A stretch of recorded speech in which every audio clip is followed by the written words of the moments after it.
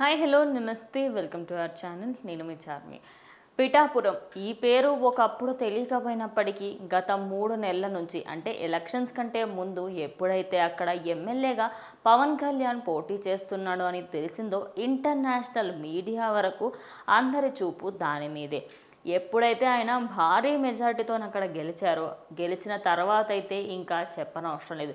పిఠాపురం అనే పేరు మొత్తం ఇంటర్నేషనల్ మీడియా పరంగా మారుమోగిపోయింది.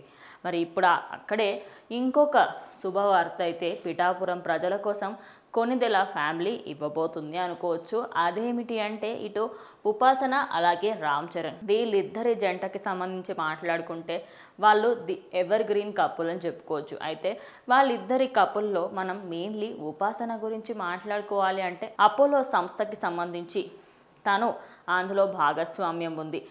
ఆ అపోలో సంస్థని హైదరాబాద్లో ఎన్నో సంవత్సరాలుగా అన్నీ తానే మెయింటైన్ చేస్తూ ఉంది.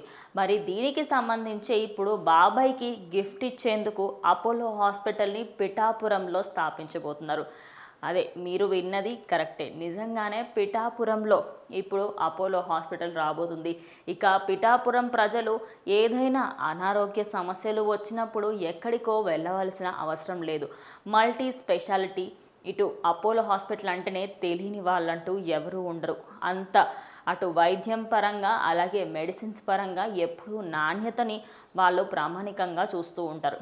మరి ఇటు పిఠాపురంలో పవన్ కళ్యాణ్ గెలిచిన తర్వాత బాబాయ్కి అబ్బాయి ఇస్తున్న గిఫ్ట్ అనుకోవచ్చు. ఎందుకంటే సోషల్ మీడియా మొత్తంలో బాబాయ్కి రామ్ చరణ్ ఇస్తున్న గిఫ్ట్ అంటూ అందరూ ప్రచారం చేస్తూ ఉన్నారు. అయితే ఈ వార్తకి సంబంధించి అఫీషియల్గా అయితే రామ్ చరణ్ అక్కడ కట్టించబోతున్నారు. అపోలో హాస్పిటల్కి సంబంధించి ప్రారంభం కూడా అవ్వబోతుంది ఇంకొద్ది రోజుల్లో అనే వార్తలు వినిపిస్తున్నాయి.